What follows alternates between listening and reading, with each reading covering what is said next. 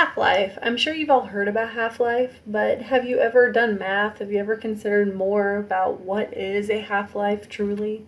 Yes, it's the time it takes for half of the initial concentration of a reaction to decay. And so you've probably heard it in things such as carbon dating, that kind of thing. All it's really saying is that if you start out with some amount of a substance and half of it decomposes, how long did it take? That is all half-life is attempting to ascertain. And so here you can see in all of these different graphs, for a zero order reaction, your half-life depends on how much concentration you have initially. So look at the graph on the left-hand side. You have a large amount, then it takes you longer for that half-life. And each half-life going forward depends upon how much you started out with plus some constant. And they're related via this equation that you see below for zero order. Whereas your first order, that's an interesting one because your half-life is constant. It doesn't depend upon your concentration. It only depends upon this constant K, your rate constant. And then same thing for third order, fourth order. Those will go on. They'll depend on the initial concentration, but then also on your rate constant. And so you can see that your half-life equation is going to be dependent upon both your rate constant and sometimes or sometimes not how much of your substance you start out with initially. But you first have to determine the reaction order and then you can apply the half-life equation appropriately. How were these half-life equations determined? Well, through some algebra and a simple substitution.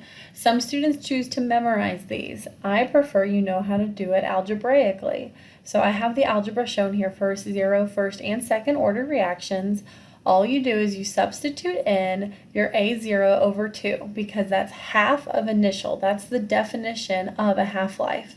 So you substitute in A0 over 2 for the A in the integrated rate law, and then you substitute t to the 1/2 in for t. And then you just solve for t to the 1/2 just using some algebra. It's the same substitution in every single one of these calculations. But this simple substitution allows you to go from integrated rate law to your expression for half-life. Let's do some problems that deal with half-life. Some questions are very simple and straightforward, so we're going to work one of those. Others are a lot more complex and require you to think about what the definitions of these variables are. So our first question is, the half-life for the second order decomposition of a substance is 31.5 seconds when the initial concentration is 1.56 molar. So what is the rate constant for this reaction? Since this is second order, we're going to use this equation here. So t to the 1/2 equals 1 over your rate constant times your concentration of your substance initially. We are solving for the rate constant, so let's get the rate constant by itself. Your K therefore equals 1 over t to the 1/2 times your concentration A0. So K equals 1 over your t to the 1/2, your half-life is 31.5 seconds. We know that because it says it, but then also your half-life is normally in a second or a minute or an hour, something like that. Then what is your initial concentration? 1.56 molar. So if we multiply all that together and take 1 and divide it by your answer, you end up with 0.0204. And my units there are molarity per second. So inverse molar, inverse second. And that makes sense because those are the units that we would expect for our rate constant K for a second order reaction. So there's our answer. That was pretty straightforward and simple. It required us to just perform some algebra to manipulate our rate constant expression for half-life. What about a harder question? Here, the radioactive isotope copper has a half-life of 12.7 hours in its first order. What fraction remains after 64 hours? So we're going to use this equation here. But the thing is, we have our half-life, we don't know our K, but how does that help us figure out what fraction remains? We're going to have to take whatever values we get from that and plug it in here to our integrated rate law. Why? Well, it says what fraction remains. So think about that. If we have a fraction, what does that mean? That means our amount at whatever time it is divided by the amount that we had initially. That's our fraction. So this is what we are solving for. But to get there, we have to solve for k and then plug that in up here and then solve for a fraction, a over a0. So let's do that now. Let's take it step by step. So first off, k equals 0.693 over t to the 1/2, which equals 0.693 over 12.70 hours equals 0.054567, and that's hours inverse.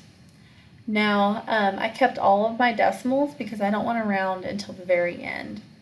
Now let's work on algebraically rearranging our integrated rate law in order to allow us to solve for this fraction. So we have our ln, our natural log of our concentration of our substance at any point in time, plus or minus our rate constant times time, plus the natural log of our concentration initially. So to get this by itself, we need to subtract our natural log of a to the other side.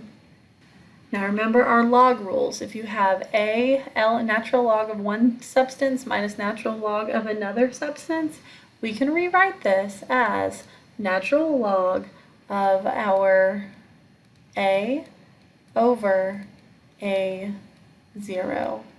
All of that's inside of the natural log equals negative k times t. Now, in order to get this by itself, we take both sides and we raise it to the e, canceling here. So that leaves us with our fraction equal to e raised to our k, which we solved earlier, 0.054567, times our time, which is 64 hours.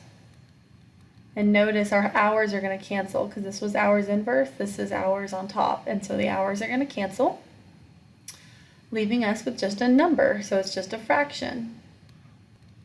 So our fraction is equal to 0.030, and that is our final answer.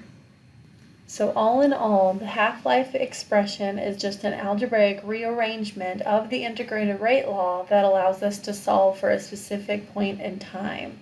We can now use our integrated rate laws and our half-life equations in order to solve different problems.